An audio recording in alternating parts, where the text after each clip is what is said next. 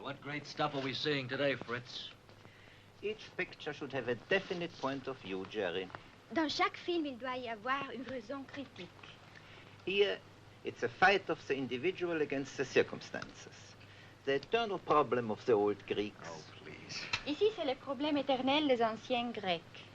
I don't know if you're able to understand it, Jerry. I certainly hope you can. It's a fight against the gods. The fight of Prometheus and Ulysses. C'est le combat contre les dieux, le combat d'Ulysse.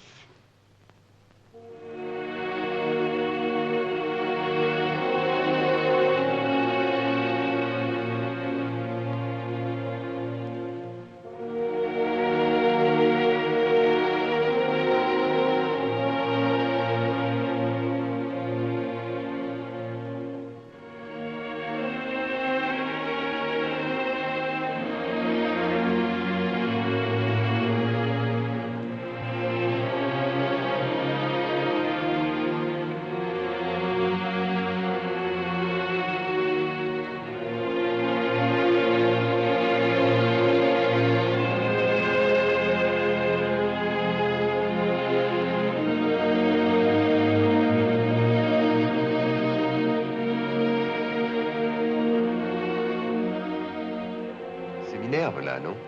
Ja, die Beschützerin von Odysseus. C'est la protectrice d'Ulysse. It's Neptune, der Todfeind von Odysseus. Et ça, c'est Neptune, son ennemi mortel.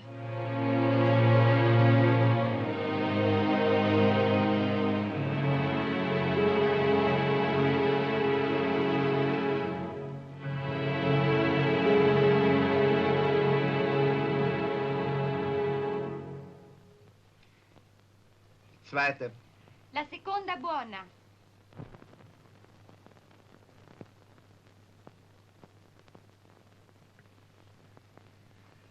Je ne me suis pas présenté, Paul Javal.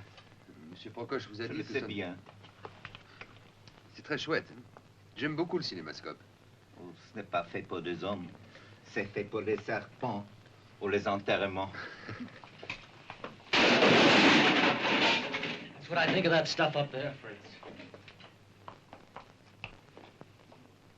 Would you like to rewrite it, Jerry? You cheated me, Fritz. That's not what is in that script. It is. Oh, non. Get the script, Francesca. Qu'est-ce qui se passe, mademoiselle Valini? Ils se disputent pour les scénarios?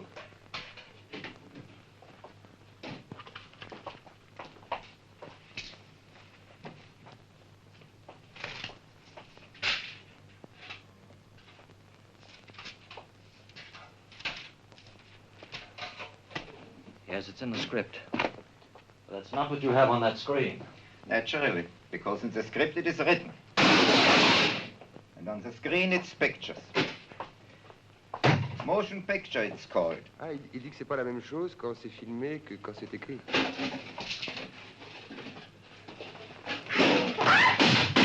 Jerry. Finally you get the feel of Greek culture. J'avais rendez-vous avec ma femme, je vais voir si elle est là. Stay right there.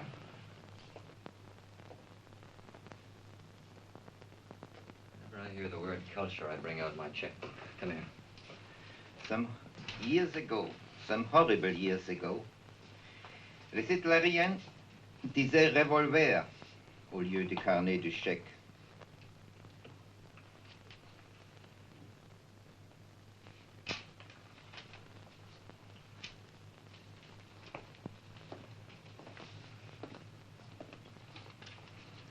want to know, yes or no, if you're going to rewrite that stuff. Est-ce que vous allez accepter le travail? Oui ou non?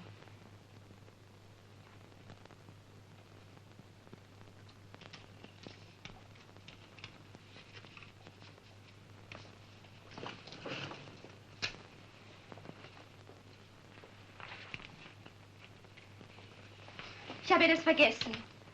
Furchtlos bleibt aber, so muss, der Mann, einsam vor Gott.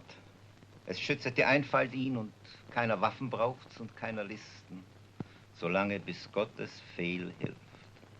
Mais l'homme, quand il le faut, peut demeurer sans peur seul devant Dieu. Sa candeur le protège, et il n'a besoin ni d'armes, ni de ruses, jusqu'à l'heure où l'absence de Dieu vient à son aide. Très bien. C'est de Hölderlin, n'est-ce pas, Mr. Lang? Oui, la vocation du poète. Le dernier vers est très obscur. Hölderlin avait écrit d'abord, solange der Gott nicht da ist. Tant que Dieu ne fait pas défaut. Et ensuite, solange der Gott uns nahe ist. Tant que Dieu nous demeure proche.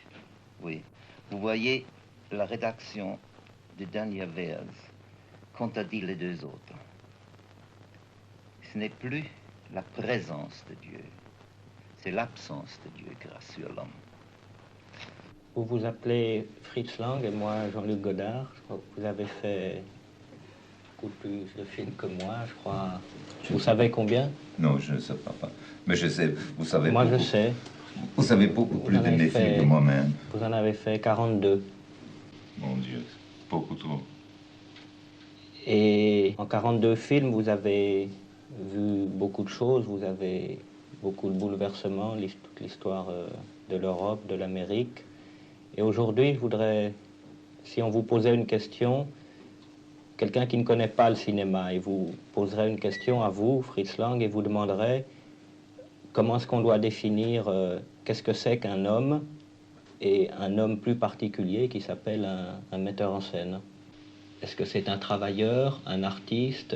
Enfin, je veux dire, qu'est-ce que c'est qu'un homme, justement, qui est un metteur en scène? Quelle est sa particularité? Écoute, vous savez que je n'aime pas le nom d'un artiste. Qu'est-ce que c'est un artiste? C'est un homme qui travaille beaucoup, qui connaît son métier. Un grand chirurgien. C'est un artiste, dans mon opinion. Moi, je suis un homme qui travaille beaucoup, qui aime son métier. Il faut dire que j'aime beaucoup. Et ça, c'est tout. Moi, j'ai un sentiment un peu différent. Enfin, je veux dire, Van Gogh était quelqu'un de plus important que le menuisier qui a fabriqué le chevalet sur lequel peignait Van Gogh, même si c'était un très beau chevalet. Oui, vous avez tout à fait raison, naturellement. Donc, c'est un exemple extraordinaire, très bon.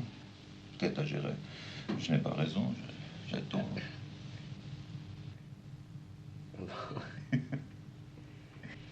Non, écoute, vous savez...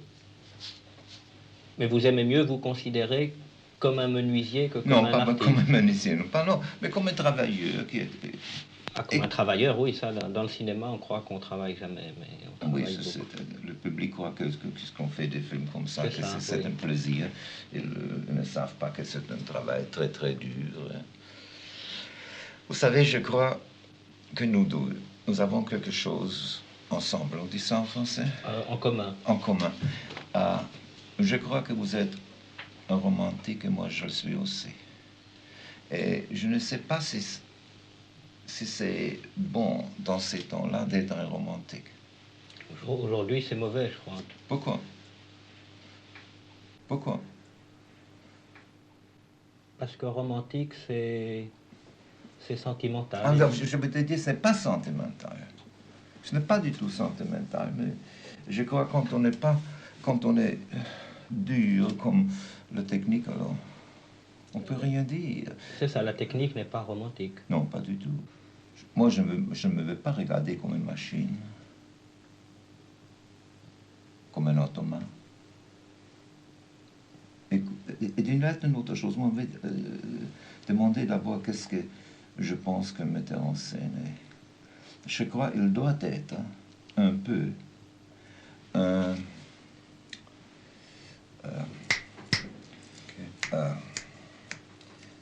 psychanalyste.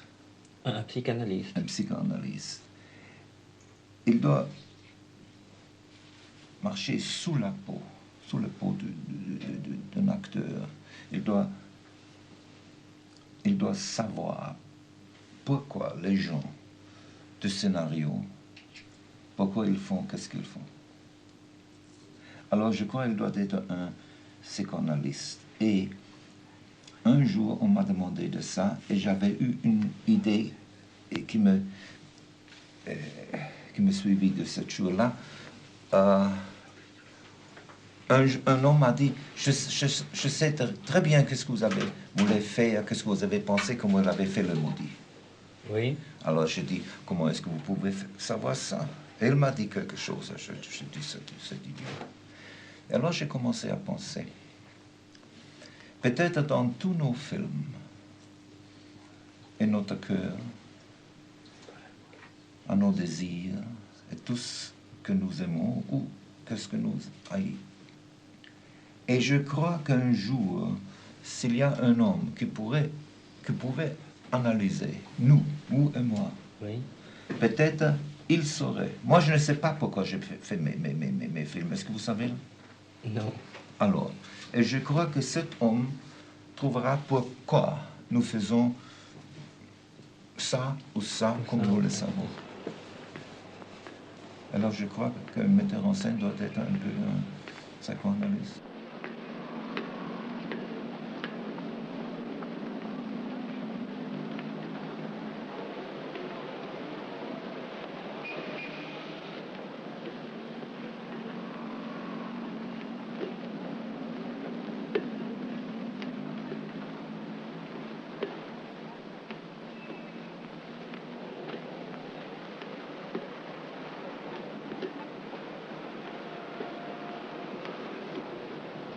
Du hast aber einen schönen Ball.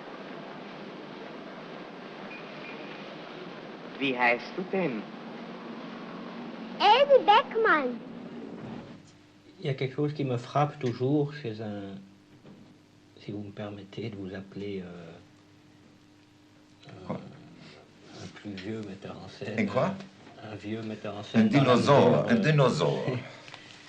C'est ce qui me frappe, enfin chez Abel Gance aussi, ou chez Renoir, enfin qu'on le connaisse, c'est votre extrême jeunesse toujours, c'est-à-dire d'être intéressé toujours au moment de les choses au moment où elles naissent, où elles arrivent, comme si elles arrivent pour la première fois, vous vous intéressez toujours aux problèmes nouveaux. Est-ce que vous pensez que Écoute, je crois que notre métier, non, l'art, le cinéma, c'est non pas seulement l'art de notre siècle, je crois que c'est l'art pour les jeunes gens. Vous pensez que c'est l'art de la jeunesse plus? Moi je pense aussi. Je veux dire quelque chose, je pensais beaucoup, et j'ai écrit un film que je n'ai jamais fait. C'était nommé, je ne sais pas, j'ai oublié. Et j'essayais de me Se souvenir. De me souvenir de ma jeunesse. Je ne pouvais pas. Je voulais avoir une comparaison avec la jeunesse d'aujourd'hui et ma jeunesse.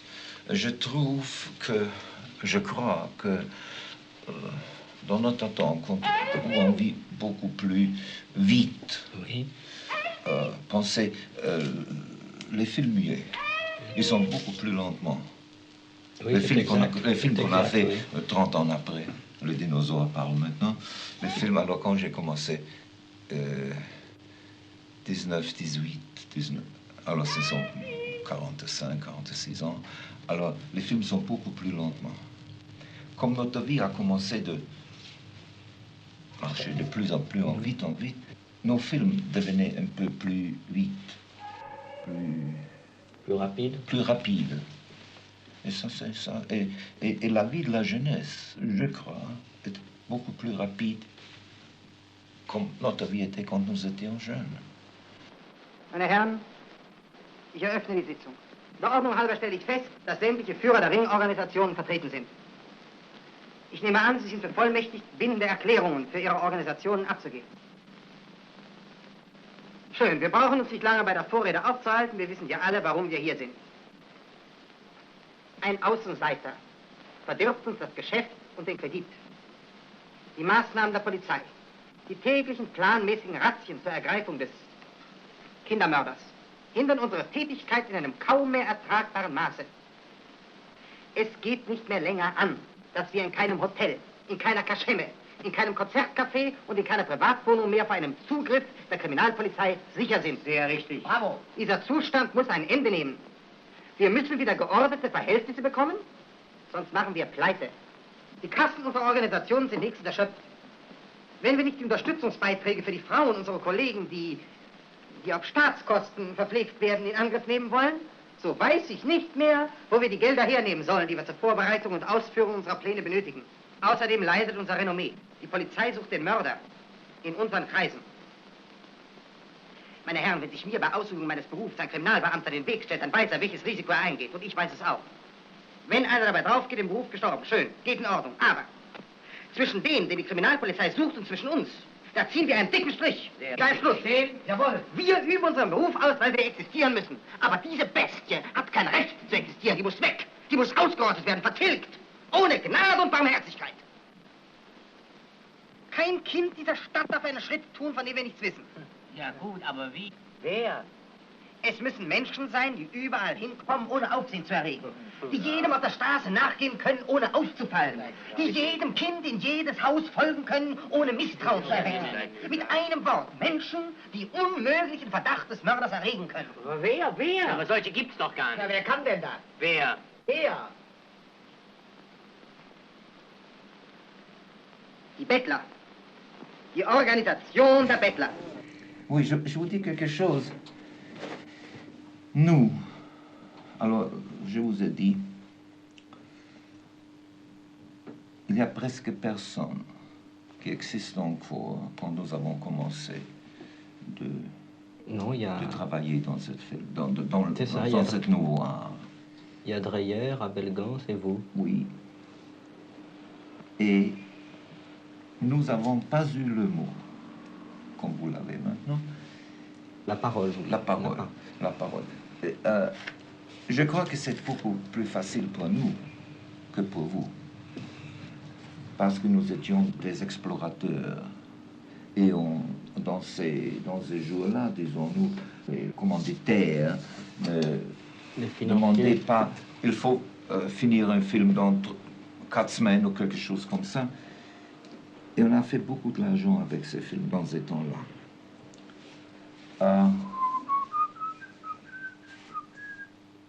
Moi, je crois, dans ces jours-là, moi, je pensais que les films sont quelque chose comme des petits pains.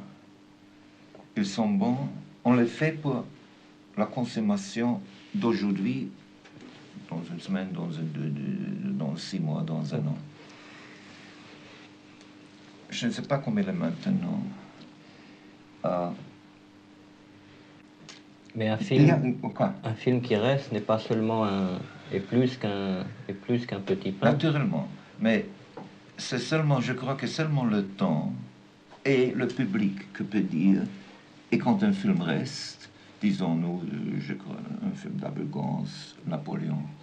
Napoléon, je crois, c'est le film qui restera d'Abelgans. Alors, c'est une pièce d'art. Mais combien de films vous connaissez ça? Combien de films qu'on peut jouer aujourd'hui et que le public le voit aussi, et l'aime aussi? Ça arrive, peut-être, il n'y en a pas. On citait Abelgans, Dreyer et vous. Je crois que de Dreyer, peut-être, c'est la passion de Jeanne d'Arc. La passion de Jeanne d'Arc. Peut-être le vampire. Et pour vous, à mon avis, je crois que c'est... Le body M. C'est M, oui. Oui, est-ce que c'est le vôtre aussi? Oui, je crois, naturellement. Je crois que le film M est un documentaire.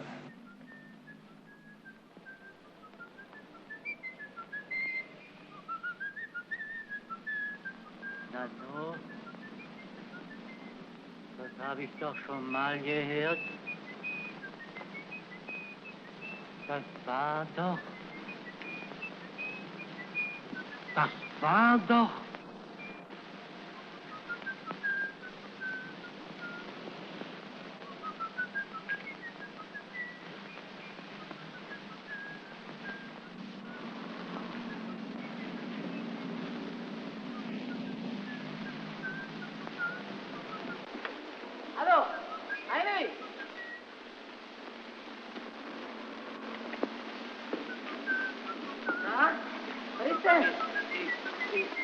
sagst du denn? Na, hör doch mal, da pfeift doch einer.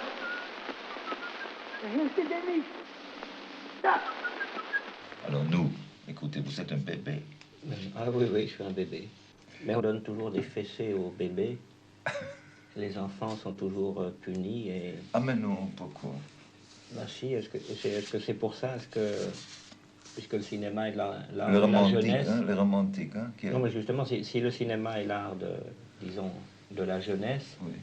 C'est peut-être parce qu'il est jeune on le brime plus souvent. On le brime, comment est-ce qu'on peut dire en allemand? Je ne sais pas. On est plus sévère avec lui qu'avec d'autres. Et je voudrais vous demander, justement, comment devons-nous réagir par rapport à la...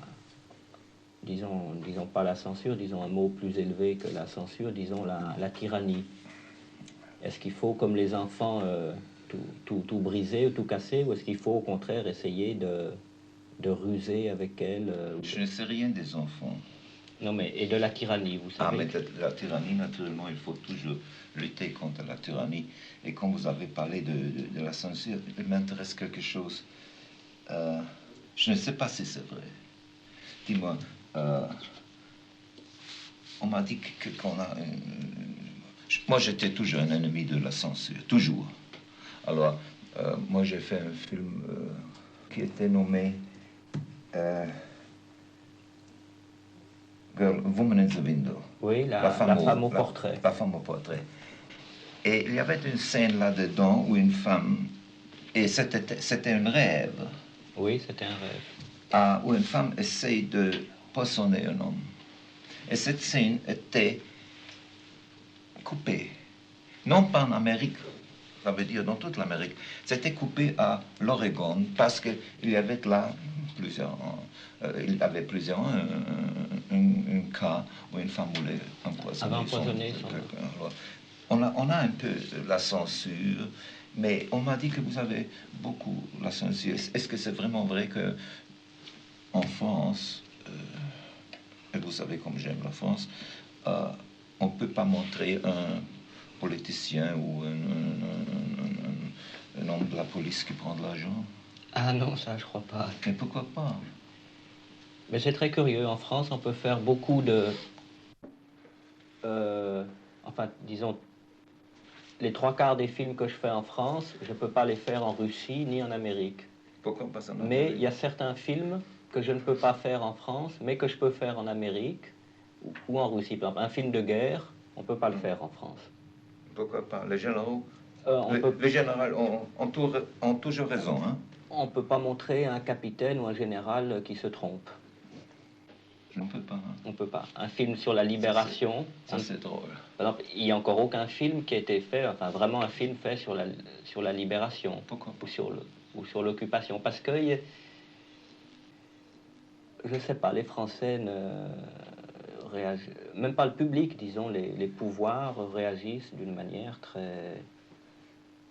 Ils n'aiment pas le documentaire. Si c'est de la fiction... Mais écoute... Non, par exemple, on ne peut pas montrer le président de la République dans un film en France, alors qu'en Amérique, il y a beaucoup d'acteurs qui jouent le rôle de Kennedy ou d'Eisenhower. Mais écoutez, vous avez dit maintenant une chose, il n'aime pas le documentaire. Moi, je crois qu'un film qu'on tourne d'aujourd'hui, ou d'un temps que nous connaissons, où nous avons vécu, oui, où nous vivons. Où nous vivons. Quand on tourne un film comme ça, il doit être un documentaire. Il est forcé d'être un documentaire. S'il est bon, il est forcé d'être documentaire. Documentaire. Well, what do you think, Fritz? The girl of him. Of the girl of Nausicaa. She will be extremely good for the south of Australia, for the kangaroos. Vous venez avec nous à Capri, Monsieur Lang. Chaque matin, pour gagner mon pain, je vais au marché où on vend des mensonges. Et plein d'espoir, je me range à côté des vendeurs. Qu'est-ce que c'est? Hollywood.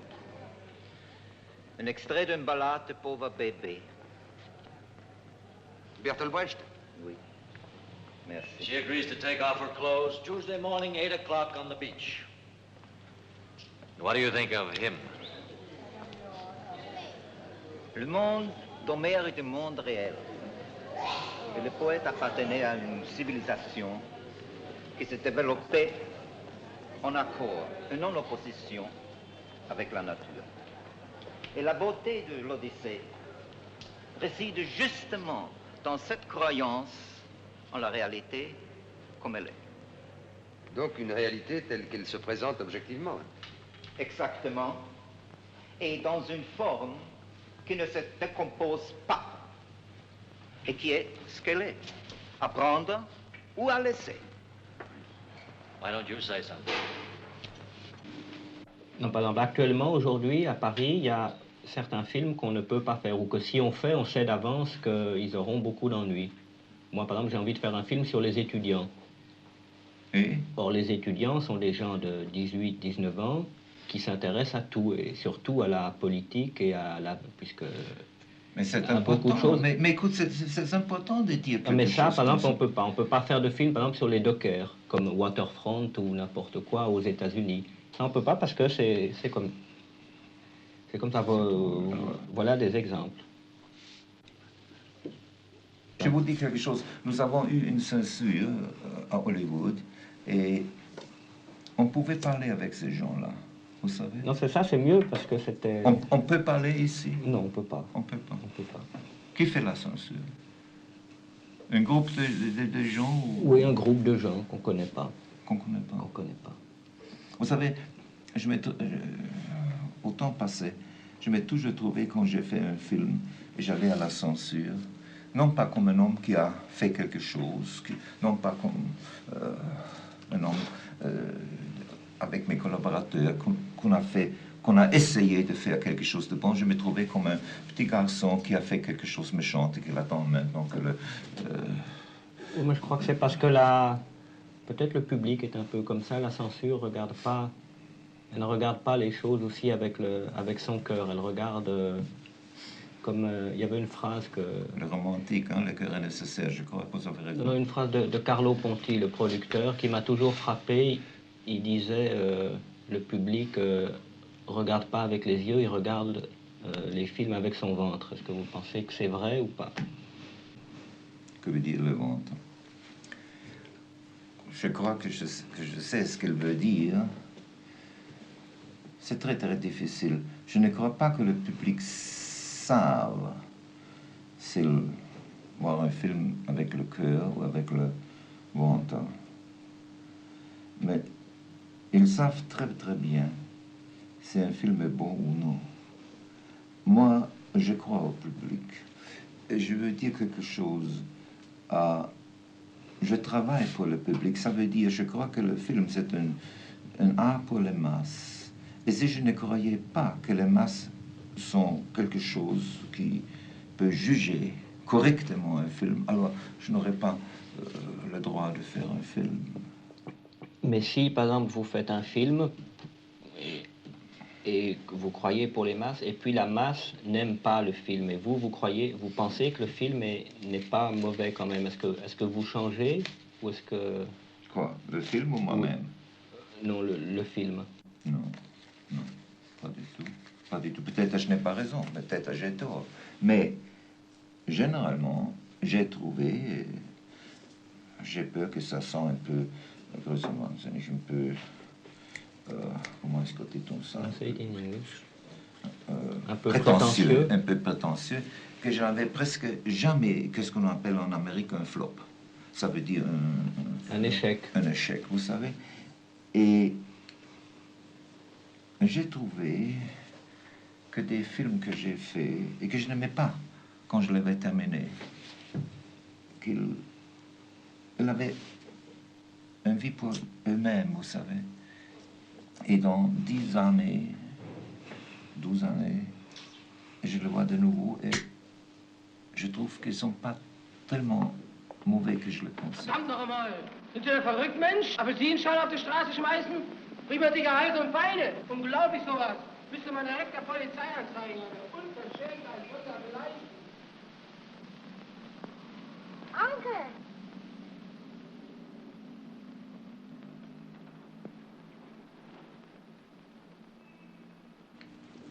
Quand je vous avais vu il y a il y a 6 mois ou 7 mois, enfin, à Cannes, vous ne saviez pas si vous alliez refaire encore un... Non. Vous alliez faire encore un film, et maintenant, je crois que vous avez envie d'en faire un. Est-ce que vous pouvez me dire... si Pour c'est dire pas- la vérité, Ah oui, l'invraisemblable vérité. cher ami, je voulais dire quelque chose. Quand on prend d'âge, dans toutes les professions, nous avons déjà parlé de ça, on a peur qu'on perde le contact avec la jeunesse. J'avais peur de ça. Je ne voulais plus faire des films. Quand, vous savez, j'étais très heureux quand je pouvais travailler avec vous dans Le Mépris comme acteur. Et je croyais, je me disais, voilà, c'est la fin. Et alors, ce sont maintenant peut-être 3 ou 4 semaines, j'étais à Chaillot avec la Cinémathèque française. Il y avait 2 ou 3 jeunes gens, filles et des garçons qui sont venus et dit, Monsieur Lang, vos films nous avaient donné tant de joie, tant des heures de plaisir, et nous avons appris beaucoup de choses de vous. Faites encore des films. J'étais très très touché et je crois que je ferai encore un film. Il s'appellera comment? Je crois que je l'appellerai Death of a Career Girl. Ça veut dire la mort d'une femme qui ne pense à rien à la carrière, sa carrière. qui oublie.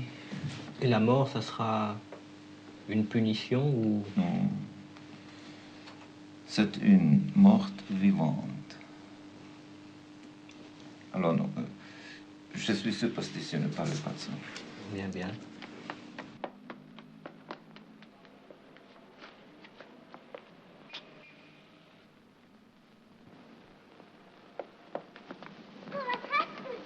Komm, wir gehen.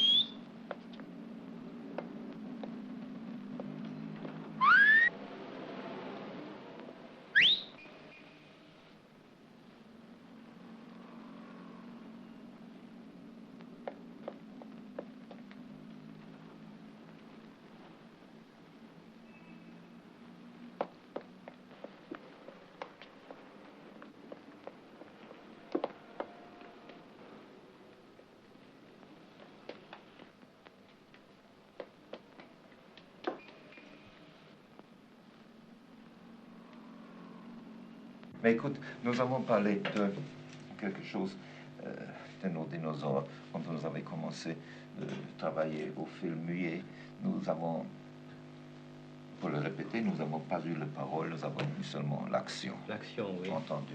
Alors, j'ai trouvé que nous avons travaillé ensemble une grande différence, une différence que je crois, c'est très important, et je crois que vous avez raison. Je parle maintenant de l'accident du car. L'accident de la voiture et quand Quand Bardot et Bardot Palance sont morts. sont sous... Oui. Alors, moi, sûrement j'aurais fait comme ils sont dans la voiture. La voiture marche plus vite, plus vite, plus vite. Peut-être qu'il y a quelque chose, le pneu, ou il ne peut pas faire ça. Et je montrerai l'accident. Vous ne montrez pas. Vous avez seulement montré comment ils sont morts, ils sont entre 2 camions. Parce que pour vous, les conséquences étaient beaucoup plus importantes que l'accident en même. C'est ça. Et ça, je crois que c'est quelque chose qui est très intéressant, très important. Mais, encore parlant, comme vous m'avez demandé, de Mais par ce exemple, qu'on moi, me pressait quand nous avons travaillé. c'est ça, moi, on me dit, par exemple, que j'improvise beaucoup. Oui, Parce que vous vous avez improvisez. trouvé ça, parce que quand j'ai vu des Oui, films, par exemple, Les Araignées, je me souviens, il y a beaucoup de choses que vous avez fait dedans que j'ai fait aussi, et c'était il y a 30 ans, ça un peu comme la... comme la nouvelle vague. comme Oui. la- je suis très content que vous dites ça. Moi, je l'ai trouvé aussi, je n'ai pas vu ces films depuis 30 ou 40 ans, alors on ne parle pas de ça. Mais, écoute, il y a une chose, une grande différence entre vous et moi. Vous travaillez dans une autre méthode. Moi, vous aimez l'improvisation, moi je ne l'aime pas. Mais un metteur en scène, je crois qu'il doit être un créateur, je dis. Je crois qu'un metteur en scène, en tout cas, le metteur en scène ne doit pas parler. Il ne doit pas écrire parce que il doit dire ce qu'il a à dire avec les films qu'il fait. Si un metteur en scène a nécessaire le mot, l'écriture pour expliquer ce qu'il voulait dire, alors, dans mon opinion, ce n'est pas un bon film ou un vrai metteur en scène. Un metteur en scène qui dit à l'acteur, écoute, tu viens par ici, dans cette porte, tu sais, tu as lu le manuscrit, et tu fais ça et ça, et voilà le dialogue. Alors quand tu as terminé, vous partez par ici, c'est pour moi un traffic cop, qu'est-ce que veut dire un agent de la circulation. Un flic de la circulation, ce n'est pas un metteur en scène. Je vous vais montrer quelque chose, attendez un moment. Comment est-ce qu'on dit ça? Ça? Écoute, quand je commence à travailler, quand j'ai voilà. Oh, merci. Quand j'ai un scénario, disons-nous, j'ai une scène. Alors, une scène. L'architecte vient, il me donne une chambre comme ça, disons-nous, par hasard. Alors, disons, non, ça, ce ne peut pas pour moi. Je veux avoir 4 murs, voilà, comme ça. Hein? Et alors, je dis, cet homme est assis à un bureau. Voilà le bureau. Alors c'est nécessaire qu'il y ait ici une fenêtre. Alors voilà ce qu'il me donne d'abord. Hein? Il est assis ici. Il me donne ici une porte. Alors je dis, écoute, j'ai une scène où cet homme qui est assis ici, quand il doit marcher par ici, c'est très longtemps. Oui. Je ne veux pas... to waste. Attendre, de perdre du temps. Oui. Alors, donne-moi une porte ici, qu'il peut s'en aller ici. Mais, maintenant je suis assis, et c'est tout à fait contraire de vous, je crois. Je regarde, j'ai le manuscrit ici, et je dis, alors, on commence ici avec un plan. Et maintenant, l'homme est assis ici, il écrit, et la fenêtre vient du correct côté, il ouvre, il regarde, et quelqu'un entre par ici.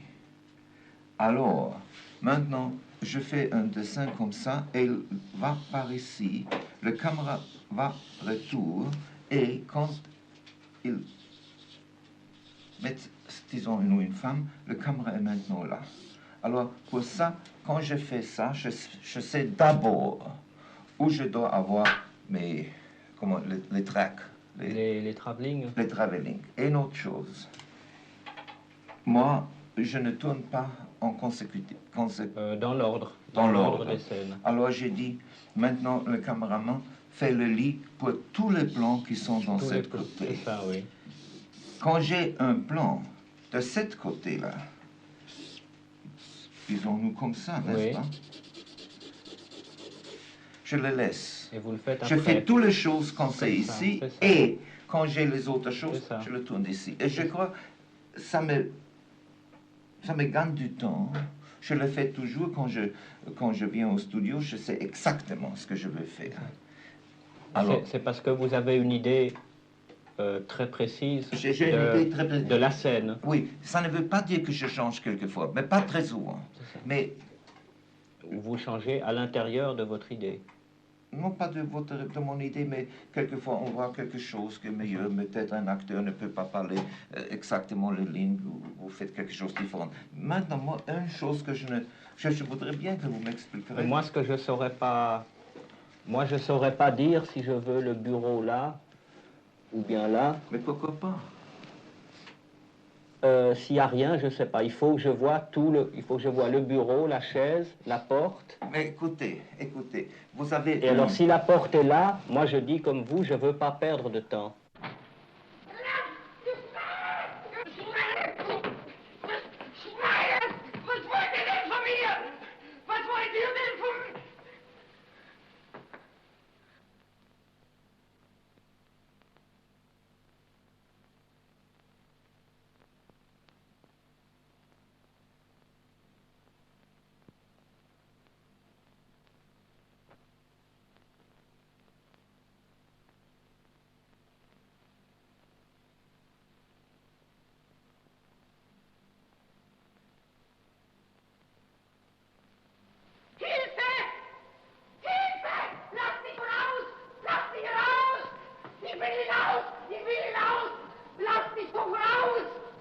Hier kommst du nicht mehr raus. Aber meine Herren, ich bitte Sie, ich weiß gar nicht, was Sie von mir wollen. Ich bitte Sie, lassen Sie mich doch frei. Das Ganze muss doch ein Irrtum sein. Ein Irrtum. Oh nein, kein Irrtum. Ausgeschlossen. Das ist kein Irrtum.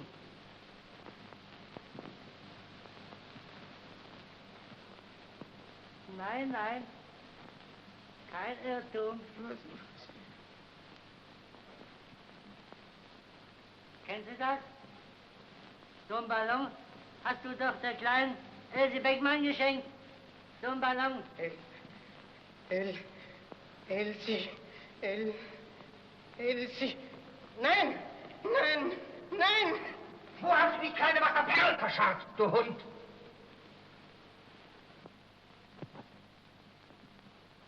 Aber die habe ich ja gar nicht gekannt. Ach, die hast du gar nicht gekannt. Die auch nicht, was? Und die? Und die hast du auch nicht gekannt, was? Nicht raus! Achtung, die Tür! Mach ihn, Beste! Wo ist Tierhund? Gib mich!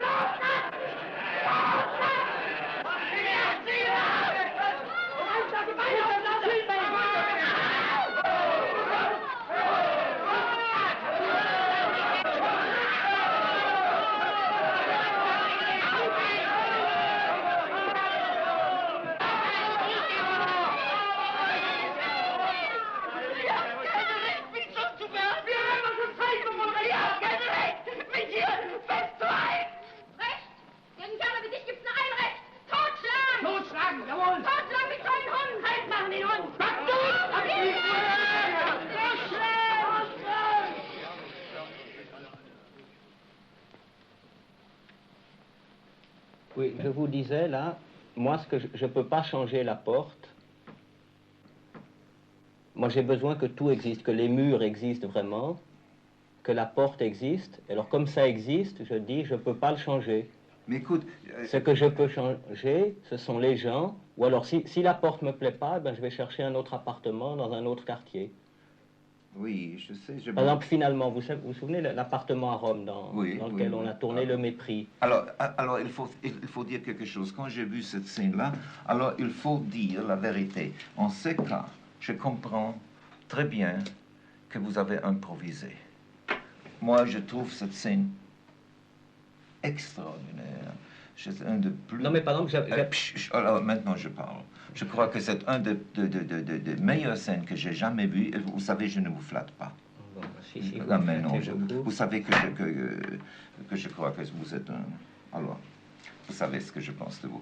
Mais dans cette scène, j'ai compris pourquoi vous improvisez quelquefois. Mais vous avez une grande vision toujours. Pourquoi est-ce que c'est nécessaire de voir tout? Vous avez cette une vision, ce n'est pas nécessaire. C'est une chose que je ne comprends pas tout à fait. Bah, peut-être que moi j'aime mieux m'intéresser à l'ensemble d'une chose plutôt qu'à une chose particulière. Oui, vous savez, moi je crois, mais alors, on pourrait discuter de ça pour des nuits et des nuits. Je crois quand on fait, comme moi, fait un film, je vois l'ensemble, je vois tout. Et j'essaie de faire une scène pour que dans 100 scènes après, oui. Je commence ici avec une idée qui a la culmination ici. Oui. Et je crois quand on improvise, ça c'est sûrement... Ça c'est très difficile. Oui, c'est pas... Ou c'est mauvais, oui, oui. Ça, c'est... Alors je ne dis pas que c'est meilleur que le vôtre, que c'est meilleur que le vôtre. Mais peut-être... j'ai au départ, disons, peut-être un point de vue qui est plus le documentaire, et au départ, vous avez un point de vue qui est plus la fiction, et puis ensuite, ça revient, il faut les deux ensemble. Oui, je crois que vous avez raison. Il y a une chose, tout à l'heure, on disait du mal de la France, mais il y a une chose qui est, je crois, extraordinaire. Je sais ce que vous voulez dire.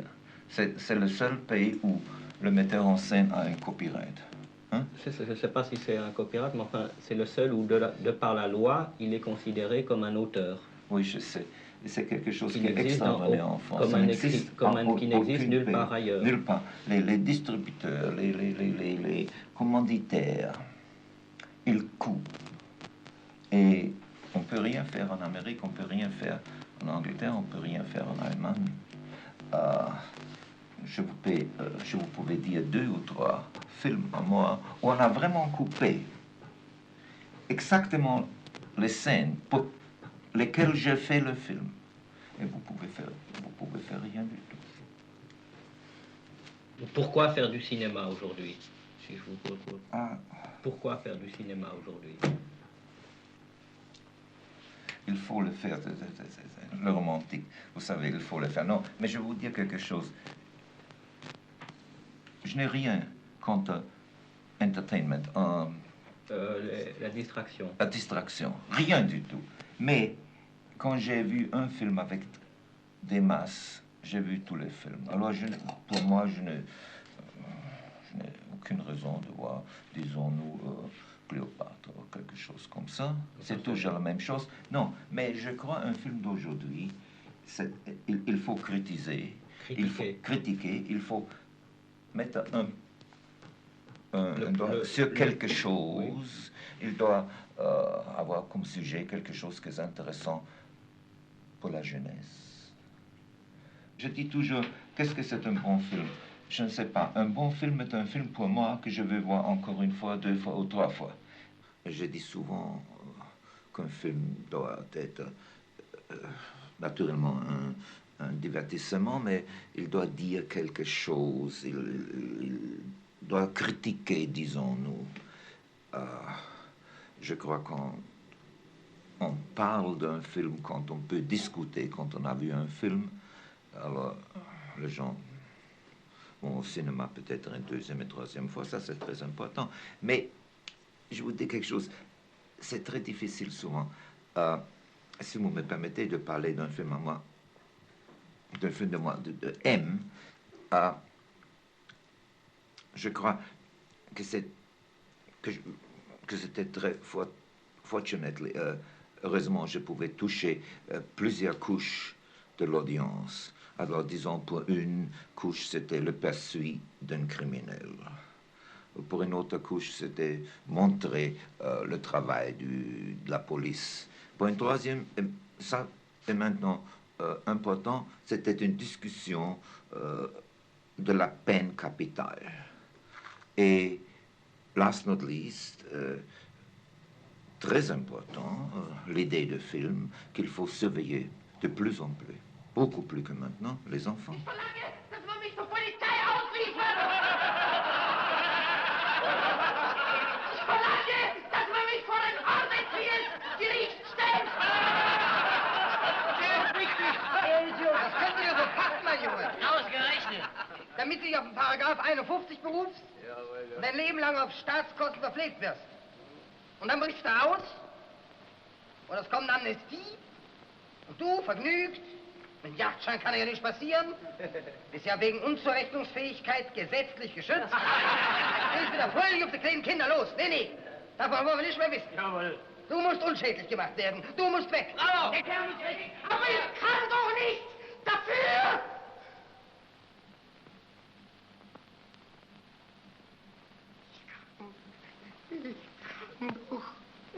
Ich kann doch nichts dafür. Das kennen wir.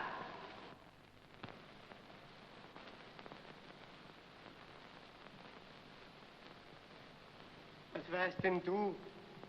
Was redst denn du? Wer bist du denn überhaupt? Wer seid ihr denn? Alle miteinander. Verbrecher. Bildet euch womöglich noch was ein drauf, weil ihr Geldschränke knacken könnt oder Fassaden klettern oder Karten zinken. Lauter Sachen, denke ich mir, die ihr gerade so gut lassen könntet, wenn ihr was Ordentliches gelernt hättet oder wenn ihr arbeitet oder wenn ihr nicht so faule Schweine wärt. Aber ich kann ich denn anders? Habe ich denn nicht dieses verfluchte, das Feuer, die Stimme, die Qual? Du willst also damit sagen, dass du morden musst?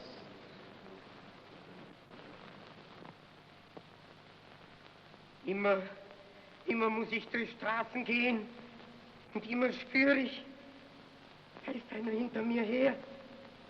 Das bin ich selber und verfolgt mich. Lautlos. Aber ich höre es doch. Ja, manchmal ist mir, als ob ich selber hinter mir herliefe. Ich will von mir selber davonlaufen, aber ich kann mir nicht entkommen. Muss den Weg gehen, den es mich jagt. Muss rennen, endlose Straßen. Ich will weg. Und mit mir rennen die Gespenster von Müttern, von Kindern. Die gehen nie mehr weg. Die sind immer da. Immer. Nur nicht, wenn ich's tue.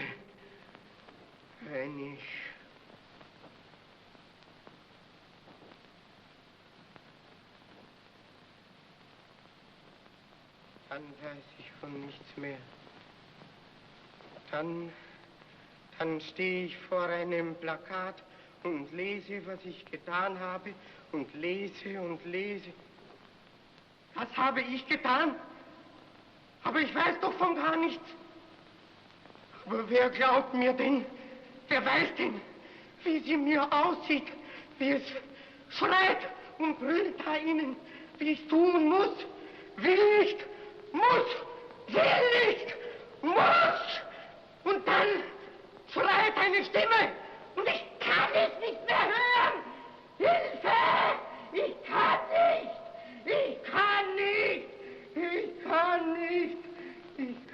nicht! Der Angeklagte hat gesagt, dass er nicht anders kann. Das heißt also, dass er morden muss. Und damit hat er sich selber sein Todesurteil gesprochen.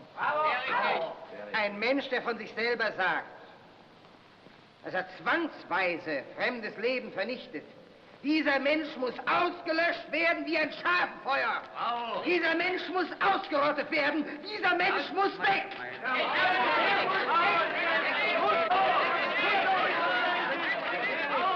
Et maintenant, il faut dire quelque chose. Beaucoup commanditaires sont contre un film qui a un problème. Ils sont seulement pour la, comment ça dit, entertainment, les distractions. Pour la distraction.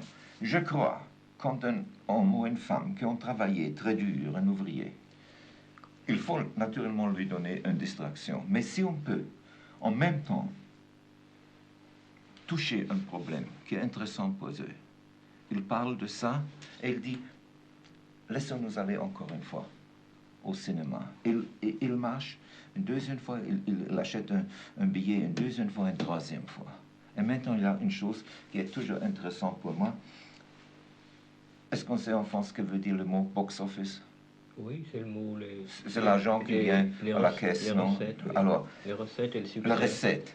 Alors, les commanditaires, quand ils... Moi, je suis aussi intéressé.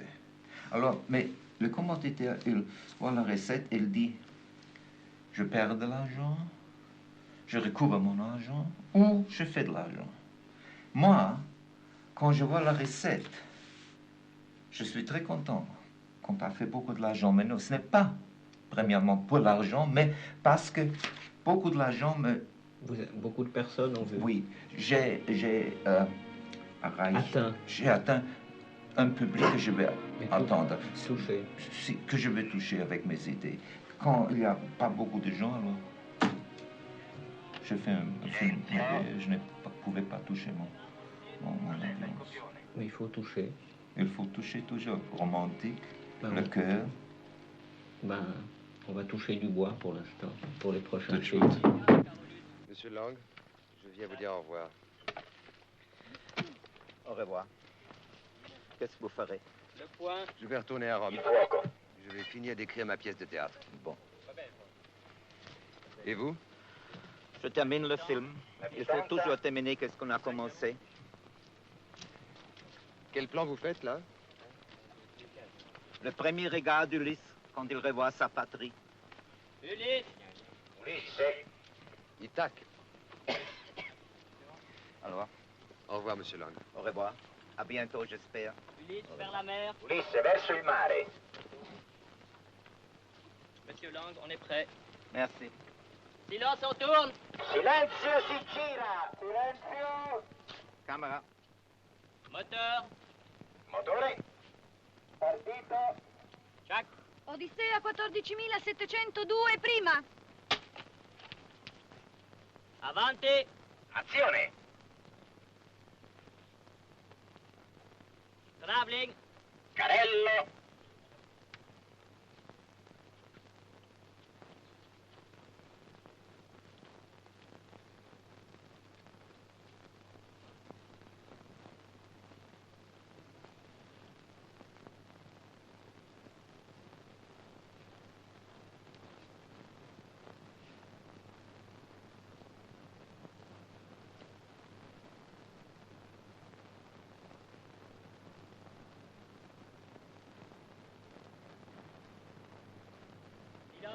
Silenzio. Ce dialogue a été enregistré à Paris en novembre 1964. Howard Vernon, qui fut l'un des principaux interprètes du dernier film de Fritz Lang, est resté depuis lors son ami et son confident. Il assiste à l'entretien et il nous a raconté par la suite comment, avec quel souci du détail, avec quel soin Fritz Lang s'y était préparé. Cette interview, mais il a pris ça extrêmement au sérieux. C'était pour lui que, mon Dieu, c'était aussi sérieux, toute proportion gardée, que de faire un film.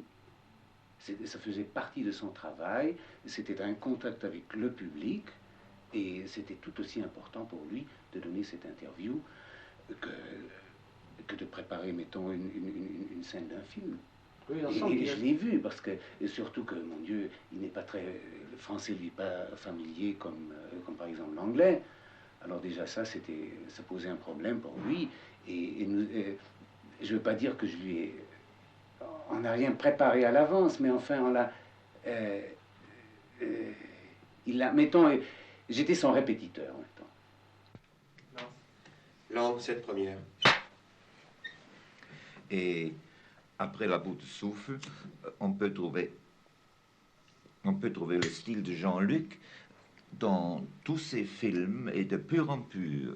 Et disons-nous dans Une femme est une femme, et surtout dans Viva la vie. Comment ça se fait? Vivre sa vie. Encore une fois? Oui. Encore une fois? Oui, s'il vous plaît. Attendez un moment.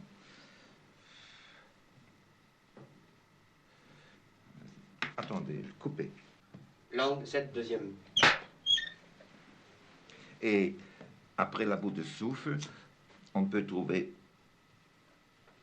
le style de Jean-Luc Godard de plus en plus pur dans ce film Une femme est une femme, et surtout dans Viva sa vie. Terminé. La Fritz Lang, 8 première. Oui, je crois que c'est un peu... Je peur que c'est encore une fois. Coupé.